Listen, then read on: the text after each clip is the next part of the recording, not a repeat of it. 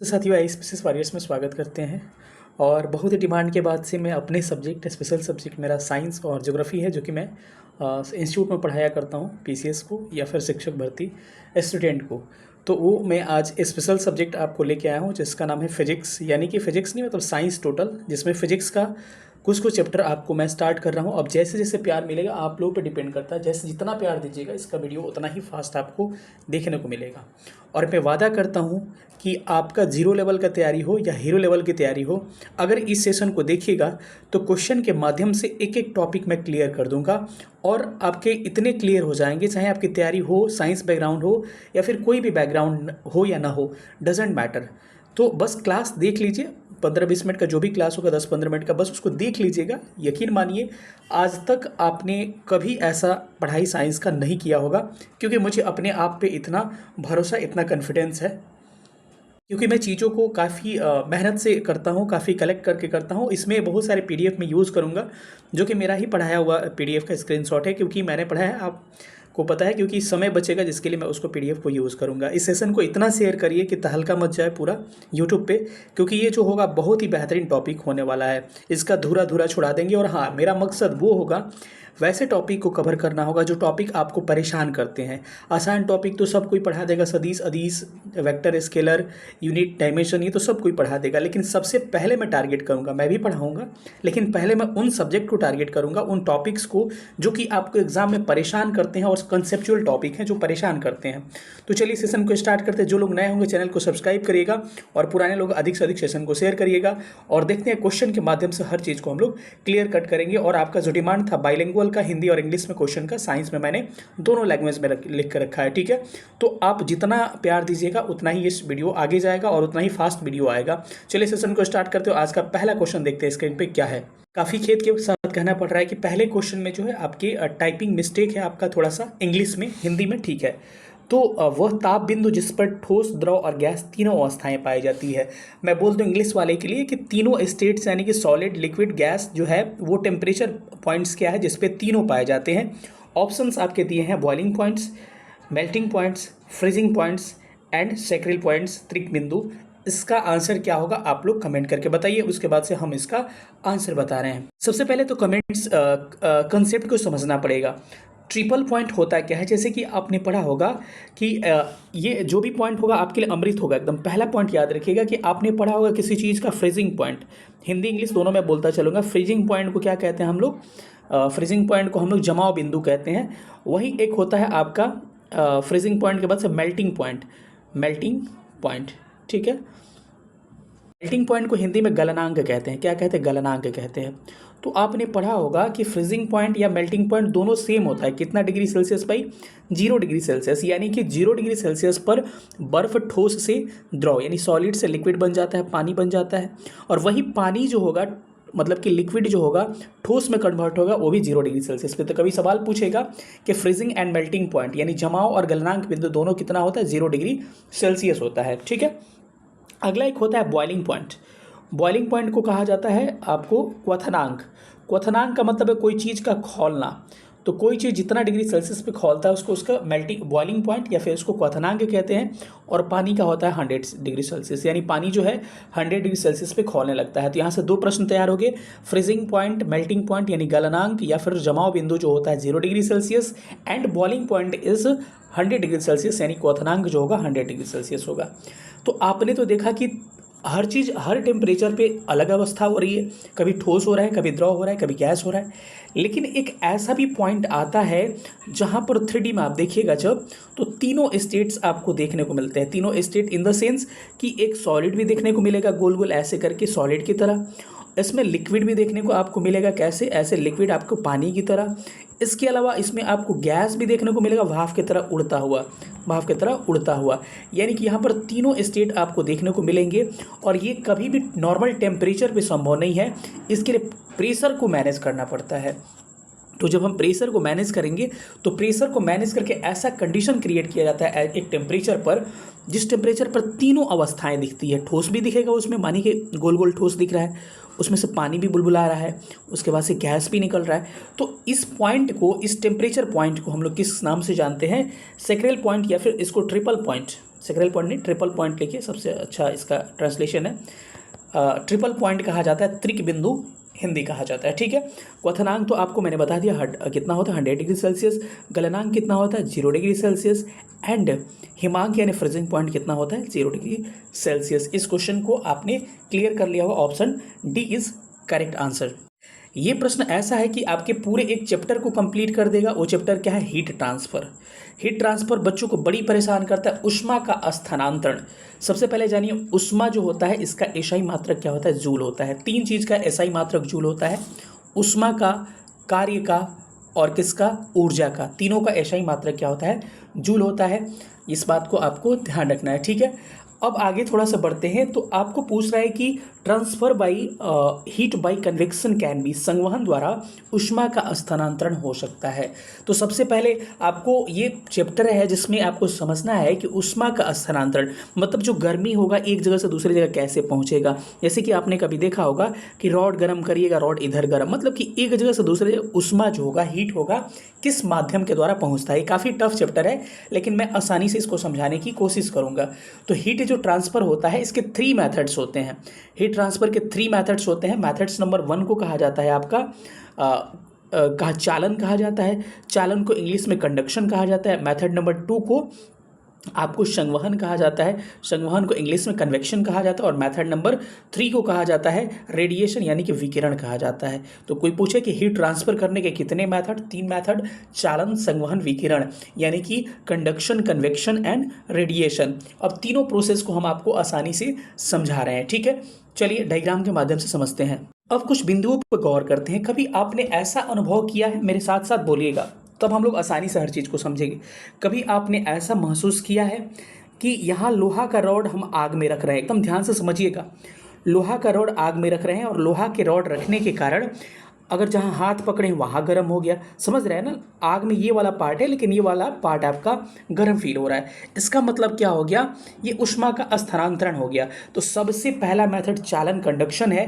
Conduction में क्या होता है कि कंडक्शन में हीट ट्रांसफर होगा। जैसे लोहा का रड, तो लोहा का रड तो गर्म होगा, तो ऐसा नहीं है कि ये वाला पार्ट उठ के आपको यहाँ चला जाएगा, आग आपके हाथ में नहीं।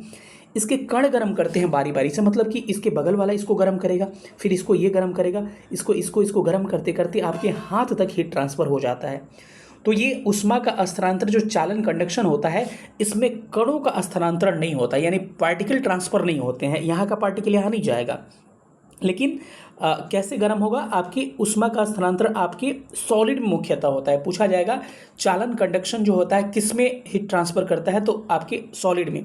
जैसे कि मैंने कहा कि लोहा का रॉड गर्म होना, तो लोहा का रॉड क्या है, सॉलिड है, तो कहा जाएगा लोहे का रॉड गर्म किससे होता है, तो आपके चालन यानी कंडक्शन से गर्म होगा। कभी आपने कलछा देखा है, जो आप सब्जी चलाते हैं तो कलछा देखना, सब्जी में डाल के छोड़ देना तो आपके हाथ तक हीट हो जाता है। तो ऐसा नहीं कि कलछा का यहाँ गोल वाला पार्ट आपके हाथ में गर्म कर दिया, नहीं, इसके बगल वाले, इसके बगल वाले, इसके बगल वाले गर्म करते करते आपके हाथ तक चला जाएगा। इसका मतलब ये हो गया कि कंडक्शन यानी कि चालन में ऊष्मा का स्थानांतरण कणों के स्थानांतरित होने से नहीं होते, यानी पार्टिकल ट्रांसफर नहीं होते हैं, लेकिन पार्टिकल एक दूसरे को गर्म करते हैं। एक रील्स देखा होगा कि एक थप्पड़ एक को मारा, बगल वाले उसको मारा, उसके बगल वाले उसको मारा, लेकिन इसका मतलब ये नहीं है कि पहले वाले ने सीधे किसको मार दिया, आखिरी वाले को मार दिया, वो अपनी जगह पर ही बैठा रहेगा, वहीं सेम कंडीशन है। तो क्या आपने देखा कंडक्शन में हीट ट्रांसफर किस मेथड से होता है, तो ध्यान रखिएगा किस में होता है, तो ठोसों में, सॉलिड में होता है। एग्जाम्पल रॉड हो गया, जितने सॉलिड हो गए, एल्युमिनियम हो गया, तो लोहा का रॉड जो होगा इसी से गर्म होता है, इसको ध्यान रखना है, ठीक है, बड़ा इंपॉर्टेंट है। दूसरा मेथड होता है जिसको हम लोग कहते हैं कि संवहन यानी कि कन्वेक्शन। कन्वेक्शन क्या होता है, जैसे कि आपने यहाँ कभी एग्जाम्पल सुन लीजिए, कभी आपने पानी को गर्म करते हुए देखा होगा, केतली में पानी का गर्म करना या चाय का बनना। अब इसमें क्या होता है कि केतली का नीचे वाला जो पानी होता है ये पहले भारी होता है, अब ये पानी गर्म होगा, और जब पानी गर्म होगा तो क्या होगा, हल्का होगा, हल्का होकर ऊपर चला जाएगा, यानी कि नीचे वाला पानी हल्का होकर ऊपर चला गया, अब ऊपर वाला भारी जो पानी था नीचे आ गया, फिर ये गर्म हुआ, ये ऊपर चला गया। मतलब कि संवहन कन्वेक्शन में क्या होता है कि हीट ट्रांसफ़र जो होता है कणों के स्थानांतरण के द्वारा होता है, और एक तरह से संवहनीय धाराएं चलती है, यानी कि heat transfer by the transfer of particles, ठीक है, इसके द्वारा होता है। और वायुमंडल का गर्म होना। वायुमंडल में भी क्या होता है देखिएगा, हमारा वायु जो होता है ऐसे वायुमंडल में वायु नीचे भारी वाली होती है, ये गर्म होकर उठेगा ऊपर, फिर हल्की होकर ऊपर उठेगा, फिर भारी वायु नीचे आएगी, फिर ये गर्म होकर, मतलब यहाँ पर भी क्या होता है कि आपके हीट ट्रांसफ़र जो होता है आपके किस मेथड से आपके होता है कि संवहनीय धाराएं चलने यानी कि कणों के ट्रांसफ़र होने से। तो किसके देखा भाई, तितली क्या है, द्रव है, लिक्विड है, और वायुमंडल क्या है, गैस है। यानी कि याद रखिएगा कि द्रवों और गैसों में हीट जो ट्रांसफ़र होता है संवहन यानी कि कन्वेक्शन के द्वारा होता है, कंफर्म कर लीजिए, ठीक है। तो इसमें क्या होगा, कणों का स्थानांतर के द्वारा होगा, और किस में पाया जाएगा, द्रव और गैस में। पूछेगा द्रव और गैस में हीट ट्रांसफ़र कैसे होगा, तो याद रखिएगा संवहन से, कन्वेक्शन से। तितली का पानी का गर्म होना, एग्जाम्पल डायरेक्ट पूछ देगा, डायग्राम यहाँ पे मैं बना रखा हूँ। विकिरण रेडिएशन में क्या होगा, रेडिएशन की सबसे बड़ी खास बात क्या है, एक एग्जाम्पल सबसे पहले एनसीईआरटी की तरह समझिए। यहाँ सूर्य है, यहाँ पर आप हैं, तो वायुमंडल किससे गर्म होता है, संवहन कन्वेक्शन से। लेकिन जो है सूर्य का हम तक प्रकाश जो छोड़ता है ये विकिरण के द्वारा, यानी कि इसको ट्रांसफर होने के लिए किसी माध्यम की आवश्यकता नहीं पड़ती है। ऐसा नहीं कि हवा से गर्म होते होते हम तक नहीं, डायरेक्ट हमको हीट करता है। यानी कि रेडिएशन में क्या होता है, विकिरण में क्या होता है कि पार्टिकल के हीट ट्रांसफर होने के लिए किसी मीडियम यानी कि माध्यम की आवश्यकता नहीं पड़ती है, जैसे कि सूर्य का प्रकाश तक हम तक पहुंचना। अब और आपने हीटर कभी देखा होगा, हीटर से आग तापते हैं तो ऐसा आपका हाथ यहाँ, ऐसा थोड़ी कि आग ही आपके हाथ में चला जाता है, नहीं, ये जो होता है रेडिएशन के माध्यम से, बिना माध्यम के आपके पास जाता है। तो ये भी आपके जो हीटर है ये भी किसका, रेडिएशन का ही एग्जाम्पल है। आपने 3 मेथड पढ़ लिया, चालन, कंडक्शन, संवहन, कन्वेक्शन और विकिरण, रेडिएशन। अब उम्मीद कर रहा हूँ कि एक भी प्रश्न आपके इससे गलती नहीं होंगे। क्वेश्चन पे आते हैं। अब प्रश्न पढ़िए क्या कह रहा है कि क्वेश्चन कह रहा है कि transfer of heat bye convection, transfer of heat bye convection यानी कि संवहन द्वारा उष्मा का स्थानांतरण किस में होता है, तो यहाँ पर दे रखा है, थोड़ा सा इसको ध्यान रखिएगा, ठीक है। अब इसमें देखिएगा कि किसमें भाई, अभी हमने कहा था कि द्रवों और गैसों में हीट का ट्रांसफर कैसे होता है, संवहन के द्वारा होता है। तितली का पानी का गर्म होना, वायुमंडल का गर्म होना, इन सारे एग्जांपल्स को आपको ध्यान रखनी है। ये तो बहुत ही लाजवाब क्वेश्चन कह रहा है कि hands burn more with steam than boiling water, because भाप से अधिक जलता है अपेक्षाकृत उबलते जल से। कभी मैं आपको कहूँ कि आप 2 चीज़ें जलना है, जलना तो पड़ेगा। एक मैं आपको वाष्प दे दूँ, मैं कहूँ कि रोटी है, रोटी में वाष्प बना रहता है, रोटी फूलता है, तो मैं कहूँ इसमें उंगली लगा दो आप। और दूसरा मैं कहूँ कि उबलते हुए पानी में उंगली लगा दो। कभी भी आप जब चूज करना ना, तो किसको चूज करना है, आप भी कमेंट करके बताइए किसको चूज करिएगा। उबलता हुआ पानी चूज करना है आपको, ना कि वाष्प को चूज करना है। क्यों, ये सारा खेल लेटेंट हीट का है, यानी कि सारा खेल किसका है, लेटेंट हीट यानी कि गुप्त उष्मा का है। चलिए गुप्त उष्मा को हम लोग डिटेल में समझते हैं। सबसे पहले जानिए कि गुप्त उष्मा होती क्या है। देखिए किसी भी पार्टिकल में, कोई सॉलिड है, गैस है या फिर लिक्विड है, तो ये जुड़े होते हैं किसके, मानी सॉलिड है, तो ये आपस में कैसे जुड़ा हुआ है, इंटरमॉलिक्यूलर फोर्स से, यानी कि अंतराण्विक बल से। अगर इसका स्टेट चेंज करना है ना, सॉलिड से लिक्विड में जाना है, तो इसमें एक हिट देना पड़ेगा, उष्मा देना पड़ेगा, जिससे इसके इंटरमॉलिक्यूलर जो फोर्स लगे हैं टूटेगा और ये चेंज हो जाएगा, यानी कि ये ठोस से द्रव में कन्वर्ट होगा। अगर द्रव से गैस में जाना है, इसको भी इंटरमॉलिक्यूलर फोर्स इसमें जो लगा हुआ है, इसके लिए भी एक हीट देना पड़ेगा, और ये हीट जो होगा किसमें, आपके द्रव से गैस में कन्वर्ट करेगा। यानी कि किसी मैटर के, किसी पदार्थ के अवस्था में परिवर्तन के लिए जितनी आपके हीट की आवश्यकता पड़ती है उसको लेटेंट हीट यानी गर्मी जो देंगे। यानी सॉलिड से लिक्विड में जाने के लिए, यानी कि इसके बीच का बॉन्ड तोड़ने के लिए जितना आपको हीट चाहिए वो लेटेंट हीट कहलाएगा। तो याद रखिए लेटेंट हीट आपको मुख्यतः 2 तरह से हम लोग स्टडी करते हैं इसके बारे में, ठोस से एक द्रव और दूसरा द्रव से गैस। ठोस से द्रव वाले को कहते हैं द्रवण की गुप्त उष्मा। क्या कहते हैं, द्रवण की गुप्त उष्मा, यानी कि लेटेंट हीट ऑफ फ्रीजिंग होता है, ठीक है, लेटेंट हीट ऑफ फ्यूजन होता है, ठीक है, इंग्लिश में। और द्रव से गैस में बदलेगा तो लेटेंट हीट ऑफ इवेपोराइजेशन होता है, ठीक है। दोनों को समझिए। चलिए डायग्राम के माध्यम से इसको डिटेल में हम लोग समझते हैं। यहाँ मैंने कहा कि ठोस, द्रव, गैस 3 अवस्था, तो ठोस से द्रव में बदलने के लिए जितने हमको हीट की आवश्यकता होती है, द्रवण की गुप्त उष्मा, और द्रव से गैस में बदलने के लिए जो उष्मा लगेगा, वाष्पन की गुप्त उष्मा। ध्यान रखिएगा कि लेटेंट हीट का एसआई जो मात्रक होता है केजी पर जूल होता है। याद रख, कभी पूछेगा कि गुप्त उष्मा का एसआई मात्रक केजी पर जूल होता है, लेकिन गुप्त उष्मा का सीजीएस यूनिट कभी पूछा जाए तो ध्यान रखिएगा इसका क्या होता है, कैलोरी पर ग्राम होता है, ठीक है, दोनों का अंतर। तो आपको ध्यान रखना है कि अगर ठोस से द्रव में कन्वर्ट करना है, यानी कि द्रवण की गुप्त उष्मा, तो ये कितना होता है, 3.36 × 10⁻5 kg पर जूल। वैल्यू याद रखिएगा, ये वैल्यू नहीं पूछेगा अगर ये ऐसा यूनिट हो गया केजी पर जूल। लेकिन अगर सीजीएस में बात किया जाए तो 80 कैलोरी पर जूल। अब ये पूछा जाता है कि अगर किसी ठोस को द्रव में बदलना है तो लेटेंट हीट कितना देना पड़ेगा, 80 कैलोरी पर जूल। अगर द्रव से गैस में कन्वर्ट करना है तो 22.6 × 10⁻5 केजी पर जूल, ये ऐसा यूनिट हो गया। लेकिन अगर सीजीएस में बात किया जाए तो 540 कैलोरी पर ग्राम। यानी कि आपने ओवरऑल क्या समझा कि किसी ठोस सॉलिड को गैस द्रव में बदलने के लिए, लिक्विड में बदलने के लिए 80 कैलोरी पर ग्राम हीट की आवश्यकता पड़ेगी। यानी कोई सॉलिड है और इसको पानी में बदलना है तो कितना हीट चाहिए भाई, 80 कैलोरी पर ग्राम। ये क्या होगा, लेटेंट हीट उसका हो जाएगा। अगर कोई पानी है उसको वाष्प में बदलना है, कितना चाहिए, 540 कैलोरी पर ग्राम। कौन ज़्यादा है भाई, ये पानी द्रव से वाष्प वाला कि ठोस से द्रव वाला, द्रव से वाष्प वाला, यानी 540। यानी कि जिसका लेटेंट हीट ज़्यादा होगा उसमें दर्द ज़्यादा होगा, इसीलिए वाष्प से जलता है तो दर्द हमको ज़्यादा होता है। चलिए क्वेश्चन पर आते हैं। ये क्वेश्चन यही था कि भाप से हाथ अधिक जलता है अपेक्षाकृत उबलते जल से, क्योंकि भाप क्या होता है, भाप में गुप्त ऊष्मा होती है। अधिक गुप्त ऊष्मा भी कह सकता था, भाप शरीर में घुस जाती है, ऐसा कुछ नहीं। भाप से अधिक मारिक क्षमता, भाप हल्का होता है, ऐसा कुछ नहीं। Option A is right answer. मैं बार बार कह रहा हूँ, अगर एक बार पढ़ लीजिएगा तो आगे के टॉपिक्स पर आपके इंटरेस्ट पैदा होंगे। और जानबूझ के हार्ड टॉपिक में करवा रहा हूँ। ये किसमें पूछा, यूपीपीसीएस, नीचे देखते रहिए किसमें पूछा गया, 1993। अब मैं कंसेप्ट को सीधा रखने के लिए क्या कर रहा हूँ, आपके 10 नंबर क्वेश्चन पे सीधे आ गया। नंबरिंग से मतलब नहीं है क्योंकि कंसेप्ट आपका सीधा रहेगा। ये पूछा है, यूपीपीसीएस में पूछा है और बीपीएससी में भी 1998 में पूछा है।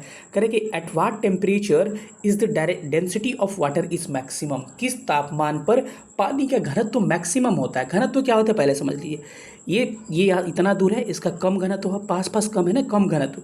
ये इतना सटा सटा है, घनत्व इसका ज़्यादा हो, यानी जो जितना पास होगा डेंसिटी उतना ज़्यादा होता है। ठीक है, क्योंकि m/v आपने पढ़ा होगा कि मास पर वॉल्यूम को हम लोग क्या कहते हैं, डेंसिटी कहते हैं। ठीक है, तो मैक्सिमम घनत्व कितना है, आपने तो बचपन से ही रट रहे होंगे, 4 डिग्री सेल्सियस पर मैक्सिमम घनत्व और 4 डिग्री सेल्सियस पर मिनिमम आयतन यानी मिनिमम वॉल्यूम होता है। लेकिन इसको समझने के लिए मैं आपको एक डायग्राम दिखा रहा हूँ। डायग्राम आज के बाद कुछ भी घुमा फिरा के कुछ भी सवाल पूछे, आप क्वेश्चन का धुआं उड़ा दीजिए। क्वेश्चन डायग्राम पे देखते हैं। इस डायग्राम को ध्यान से समझिए और ये आपका पूरा डायग्राम क्लियर कर देगा कंसेप्ट को।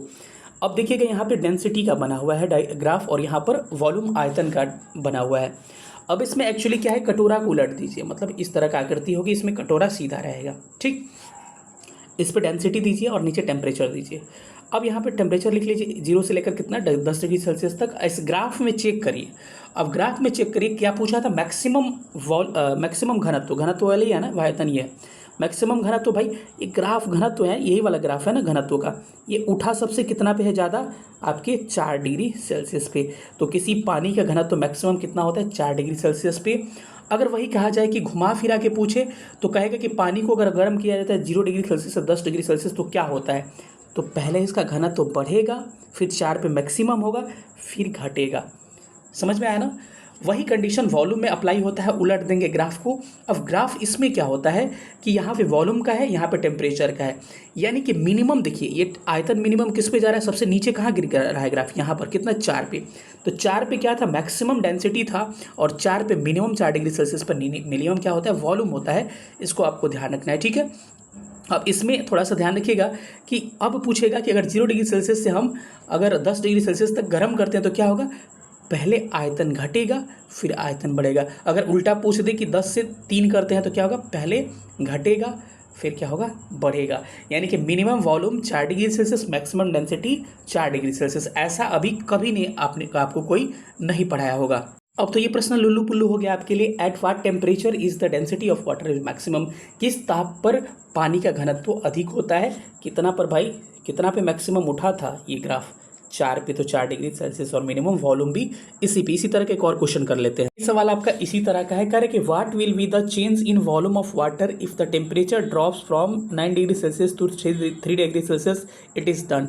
जल के आयतन में क्या परिवर्तन होगा यदि तापमान को 9 डिग्री सेल्सियस से गिराकर हम 3 डिग्री सेल्सियस कर दें। आपको ग्राफ याद है ना, क्या है वॉल्यूम का ग्राफ भाई, ऐसे था। यहाँ पर टेम्परेचर था 0, 1, 2, 3, 4, 5, 6, 7, 8, 9 और यहाँ क्या वॉल्यूम था। तो क्या कर रहे हैं कि टेम्परेचर को 9 से गिरा कर, अरे भाई इधर से कर रहा है ना, तो इसके वॉल्यूम में क्या फ़र्क पड़ेगा, 9 पे ये क्या है, ये पहले क्या होगा, घटेगा, उसके बाद से क्या होगा, बढ़ेगा। तो क्या ऑप्शंस है क्या इस तरह का, लिखा होगा आयतन पहले घटेगा, उसके बाद से क्या होगा, आयतन बढ़ेगा। यानी कि ग्राफ पहले क्या होगा, ये इधर से आइएगा तो पहले ग्राफ गिरेगा, उसके बाद से उठेगा। अगर इधर से रहता तो क्या होता, पहले गिरता फिर, तो ये क्या हो जाएगा, ऑप्शन इसका सी करेक्ट हो जाएगा कि पहले आयतन घटेगा और फिर आयतन क्या होगा, बढ़ेगा। यानी कि option number C is right answer. वाला क्वेश्चन तो बीपीएससी का सबसे फेवरेट क्वेश्चन है कि the value of 40 degree Celsius in Fahrenheit is what. 40 degree Celsius का तापमान माप जो होगा फ़ारेनहाइट स्केल पे क्या होगा। इसके लिए फार्मूला लिख लीजिए, C/5 F-32/9। सी क्या है, सेल्सियस, F फ़ारेनहाइट है। इसमें वैल्यू पुट करते हैं। सी की वैल्यू कितना दे रखा है, 40/5 फ़ारेनहाइट निकालना है और 32/9, 5/40, 8×9 कितना हुआ भाई, 72, और इधर क्या हुआ, F-32 हो गया। अब क्या करेंगे, 72 + 32 हो जाएगा, इधर क्या हो जाएगा, के जोड़िएगा 104 फ़ारेनहाइट, इसका आंसर आ जाएगा। तो क्या होगा, 104 फ़ारेनहाइट करेक्ट आंसर। इसी तरह का एक और क्वेश्चन है, कर लेते हैं। एक ये वाला प्रश्न है, इसको भी हम लोग कर लेते हैं। कह रहे हैं कि 50 डिग्री सेल्सियस की फ़ारेनहाइट में वैल्यू क्या होगी।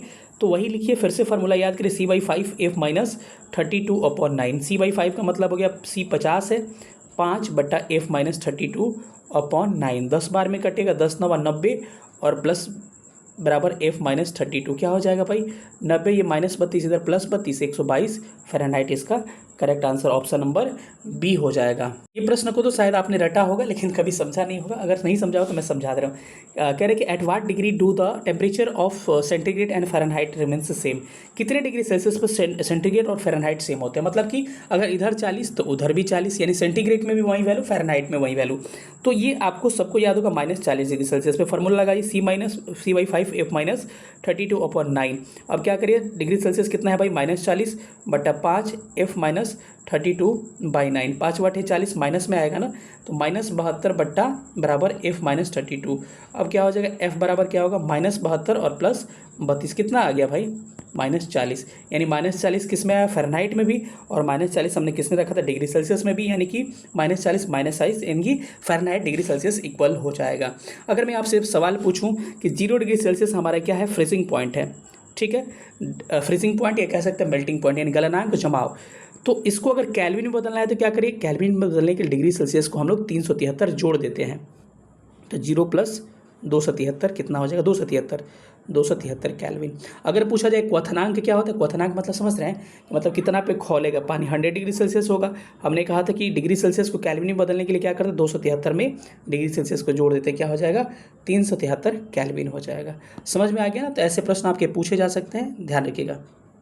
अगले क्वेश्चन पर चलते हैं। अगला प्रश्न है, ये कह रहे हैं कि the body temperature of a healthy human, एक स्वस्थ मनुष्य का तापमान कितना होता है। हम लोग जनरली कहते हैं बुखार 98 डिग्री सेल्सियस, नहीं भाई, वो फ़ारेनहाइट होता है। हमारे शरीर का एक्चुअल जो डिग्री सेल्सियस होता है 37 डिग्री सेल्सियस हमारा नॉर्मल टेम्परेचर होता है। इसको फ़ारेनहाइट में कई लोग 98.6 कहेंगे, लेकिन नहीं, according to class 7th NCERT 98.4 Fahrenheit होता है हमारा शरीर का टेम्परेचर। अगर मैं कहूँ इसको केल्विन में बदलिए, हो सकता है कि कभी पूछ दे कि हमारे शरीर का टेम्परेचर केल्विन में कितना होता है, पूछा है तो याद रखिएगा, हमने कहा था कि 273 में डिग्री सेल्सियस का जोड़ दीजिएगा, 37 कितना हो जाएगा, ये 7 3 10, 310 केल्विन इसका आंसर हो जाएगा। तो option number A is right. याद रखिएगा, जो नॉर्मल थर्मामीटर होता है पारा वाला, हमारा जो बुखार वगैरह चेक करते हैं, NCERT 7 क्लास में दिया हुआ, इसको याद रखिएगा, 35 डिग्री सेल्सियस से लेकर 42 डिग्री सेल्सियस का टेम्परेचर क्या कर सकता है, मेजर कर सकता है।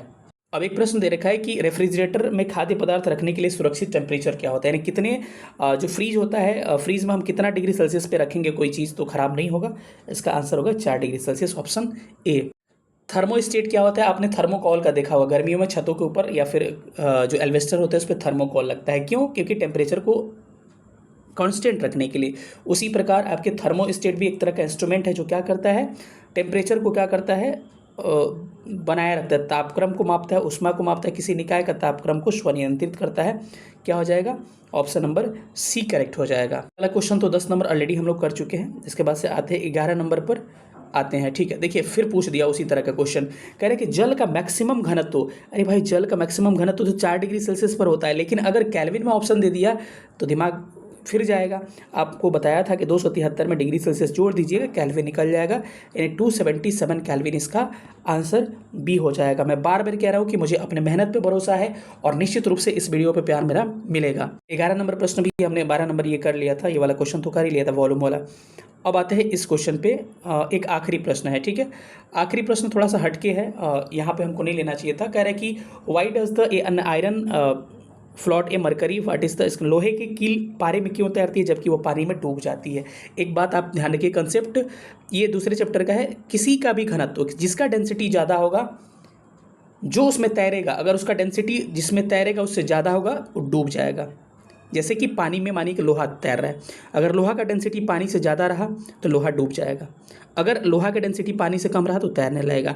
एक्चुअली क्या होता है कि लोहा जो होता है क्या करता है, जबकि पानी में डूब जाता है, पारे में क्या होता है, लोहा का घनत्व जो होता है ना, पारे से क्या हो जाता है, कम हो जाता है डेंसिटी, इसलिए तैरता है। और पानी में जाता है तो लोहा का घनत्व क्या हो जाता है, पानी से ज़्यादा होता है, जिसके कारण ये डूब जाता है। ठीक है, तो इस प्रश्न को थोड़ा सा समझ लीजिए। क्या कह रहा है कि लोहे का घनत्व पानी से अधिक होता है तथा पारे से कम होता है। बिल्कुल ये करेक्ट हो जाएगा, ऑप्शन नंबर सी करेक्ट हो जाएगा। अब क्या है, लोहे का भार पानी से, ऐसा कुछ नहीं है, डेंसिटी पर डिपेंड करता है, यानी कि option number C correct answer हो जाएगा। तो सेशन यही रहा। कैसा लगा सेशन सब लोग बताइएगा, इसमें बहुत मेहनत मैंने किया और आप इसका रिव्यू दीजिएगा और वीडियो को जितना प्यार दीजिएगा उतना ही जल्दी साइंस के कहिएगा, पूरा साइंस भी मैं करवा सकता हूँ। जो लोग नए होंगे चैनल से को सब्सक्राइब करेगा, पुराने लोग अधिक से अधिक वीडियो को शेयर करेगा। थैंक यू सेशन देखने के लिए बहुत बहुत धन्यवाद। Thank you so much, love you all.